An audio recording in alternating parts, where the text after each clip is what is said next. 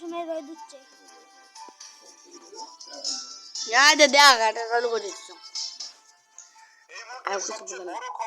ভারতের বিএসএফ জওয়ানকে ছেড়ে দিল পাকিস্তান। ভারতের চাপে পড়ে ছাড়তে বাধ্য হলো। আরো একবার আপনারা অভিনন্দন বর্তমানের ঘটনা দেখেছিলেন।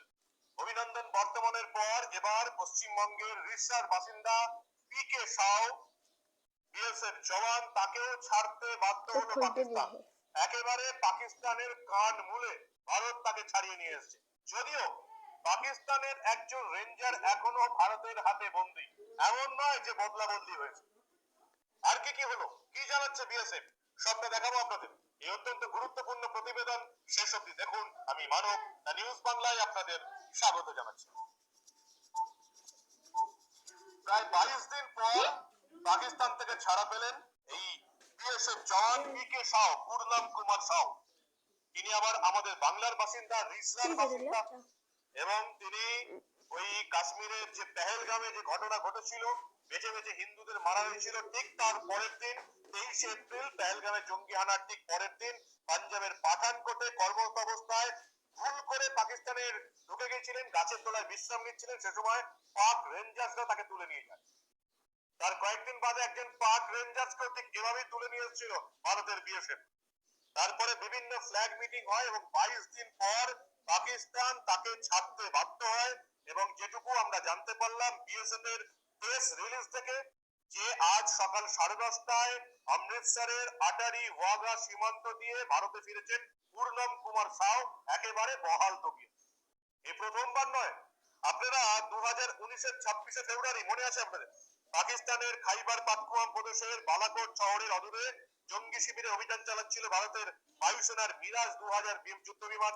জবাবে 27শে ফেব্রুয়ারি ভারতের আকাশসীমা লঙ্ঘন করে পাকিস্তানের বায়ুসেনা সে সময় হামলাকারী F-16 উইং কমান্ডার অভিনন্দন বর্তমান বাংলাদেশ MiG-21 বাইসন যুদ্ধ বিমান নিয়ে। যে MiG-21 বাইসন এখন বিশ্বের উন্নত মিউজিয়ামে আসবে।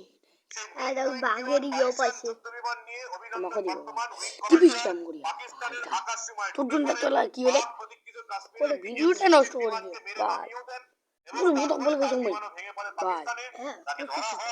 এবং সেখানে পাকিস্তানের সেনারাতে ধরা পড়ার পরেও তার সাহস থেকে গোটা ভারতবর্ষ চমকে গেছিল। সেই ভিডিও আপনারা অনেকে দেখেছেন। চলুন আজকে আরো একবার আমরা মনে করিয়ে দিই অভিনন্দন বর্তমান 2019 সালের এই দেখুন আপনারা।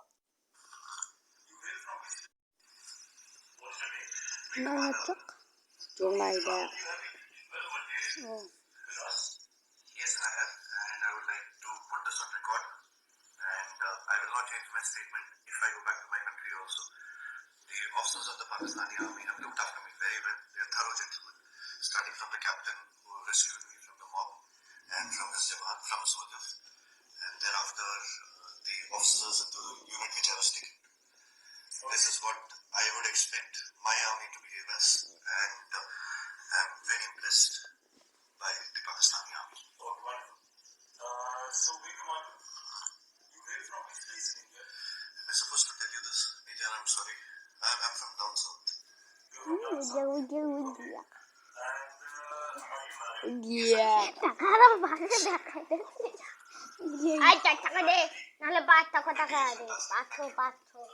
ওই 10 টাকা নালা দিবে আমার খাবার চালিয়ে দেখি যাবো। 10 টাকা দিয়ে আমরা তিনজন ভাত খাই না।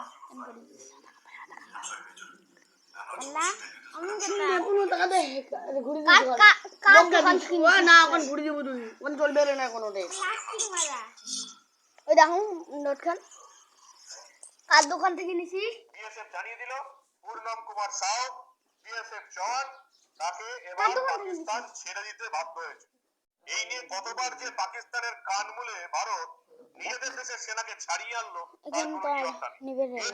কি হয়েছে বিএসএফ এর তরফ থেকে জানানো হচ্ছে যে পাকিস্তান রেঞ্জার্সের সঙ্গে ফ্ল্যাগ মিটিং হয়েছে অনেকবার। এই 22 দিনে অনেকবার ফ্ল্যাগ মিটিং হয়েছে, পাকিস্তানকে ভারত চাপ দিয়েছে এবং তারপর আজকে সকাল 10:30টায় অমৃতসরের ওয়াগা আটারি সীমান্ত দিয়ে তাকে ভারতে ফিরিয়ে আনা হয়েছে। অন্যদিকে সীমান্ত লঙ্ঘনের অভিযোগে রাজস্থানের দোকান থেকে নিবু, আটক হয়েছে। যার দোকান থেকে নিছিস তার দোকান থেকে খরচ করা হবে কিনা সেটা জানা নেই, কারণ পাকিস্তানের এই বিষয়ে কোনো উদ্যোগ নেই, কারণ তারা ভালো করেই জানে যে ভারত হচ্ছে বিশ্বের সবচেয়ে বড় গণতান্ত্রিক এবং শান্তিপ্রিয় দেশ। তারা যুদ্ধকালীন সমস্ত রকম নিয়ম কানুন মেনে চলে। ফলে পাকিস্তানের রেঞ্জার যদি ভারতের হাতে আটক হয়ে থাকে সেই নিয়ে চিন্তার কিছু নেই, কারণ ভারত তার সঙ্গে সেই কাজটাই করবে। একজন যুদ্ধ অপরাধীকে যে সুবিধা দেওয়া উচিত তার সবটাই দেবে। ফলে এই পাকিস্তানের রেঞ্জারকে যে ভারত ছেড়ে দেবে সসম্মানে, সেটা পাকিস্তান খুব ভালো জানে। সেজন্য তাদের তরফ থেকে নিজেদের সেনাদের জন্য কোনো উদ্যোগ নেই। এখন এই পাকিস্তানের রেঞ্জারকে কবে ছাড়ে সেটা এখন দেখার।